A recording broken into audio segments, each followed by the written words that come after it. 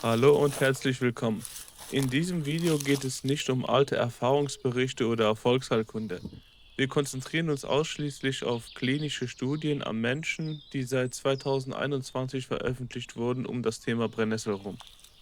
Tierstudien oder reine Laboruntersuchungen an Zellen lassen wir bewusst außen vor, da diese aus meiner Sicht einfach nicht eins zu eins auf den menschlichen Organismus übertragen werden können. Uns interessiert hier nur die höchste Evidenz. Was passiert tatsächlich im menschlichen Körper, wenn Brennnesselpräparate eingenommen werden? Sehen wir uns dazu 5 konkrete Ergebnisse an, die die moderne Forschung in den letzten 3 Jahren geliefert hat. Der erste große Bereich sind Wirkungen auf dem gesamten Körper mit Schwerpunkt auf Entzündungen.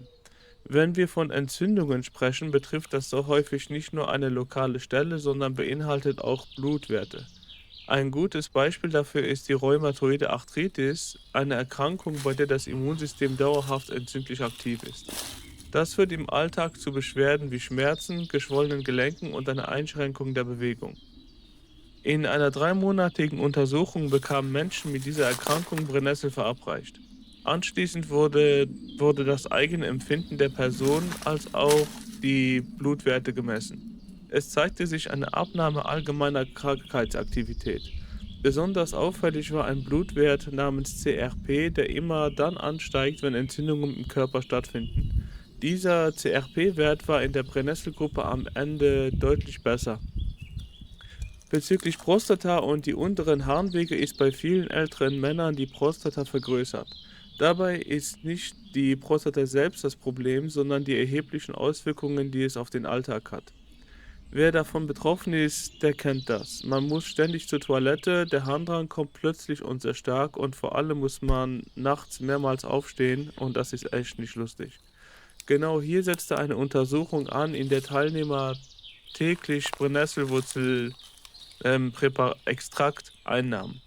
Wichtig ist hier die Wurzel und nicht die Blätter. Zwar wurde die Prostata selbst nicht kleiner, aber die wirklichen Alltagsprobleme verbesserten sich dadurch spürbar. Das ständige Wasserlassen, der extreme Harndrang und die nächtlichen Toilettengänge gingen zurück.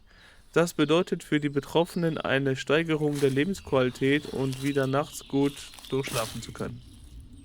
Nach den weiblichen Wechseljahren verändert sich der Körper und die Schleimhaut kann dünner, trockener und empfindlicher werden. Das äußert sich durch Brennen, Juckreiz und auch Schmerzen beim Geschlechtsverkehr. In Untersuchungen wandten Frauen nach den Wechseljahren eine lokal angewendete 5%ige Brennnesselcreme über einen Zeitraum von 8 Wochen an. Der Gesamtwert der Beschwerden sank drastisch ab und die Trockenheit und Brennen gingen massiv zurück und ebenfalls der Juckreiz nahm ebenfalls ab. Zusätzlich zu diesen spürbaren Erleichterungen verbesserte sich auch das messbare Milieu. Der Säurewert, der für eine gesunde Schleimhaut sehr wichtig ist, entwickelte sich in eine günstige Richtung. Ebenso stieg der Reifungsgrad der Schleimhautzellen messbar an. In einer anderen Studie erhielten Frauen direkt im Anschluss an die Entbindung Brennnesseltropfen. Untersucht wurde, wie sich diese Tropfen auf den Blutverlust innerhalb der ersten 24 Stunden auswirken. Der genaue Zeitpunkt der Einnahme direkt nach der Geburt war dabei sehr wichtig. Es zeigte sich, dass die Frauen durch die Brennnesseltropfen in dieser kritischen Phase weniger Blut verloren. Zur weiteren Absicherung wurden zusätzliche Blutwerte erhoben. Der Anteil des roten Blutfarbstoffs Hämoglobin, der den Körper mit Sauerstoff versorgt, fiel weniger stark ab. Auch die Menge der roten Blutkörperchen blieb stabiler. Besonders für die körperliche Erholung im Wochenbett stellt dies einen wesentlichen Vorteil dar. Eine Auswertung von 13 Studien zeigt, dass sich die Brennnessel positiv auf das Blut und den Stoffwechsel auswirkt. So sank unter anderem der Nüchternblutzucker, also jener Wert, der morgens noch vor der ersten Mahlzeit gemessen wird. Auch der Langzeitblutzucker verbesserte sich messbar. Man kann sich diesen Wert wie ein Langzeitgedächtnis des Körpers vorstellen, der anzeigt, wie gut der Zucker über mehrere Wochen hinweg verarbeitet wurde. Darüber hinaus sanken bestimmte Blutfette, die sogenannten Triglyceride, und der obere Blutdruckwert verbesserte sich ebenfalls. Gleichzeitig ging der Entzündungswert CRP zurück.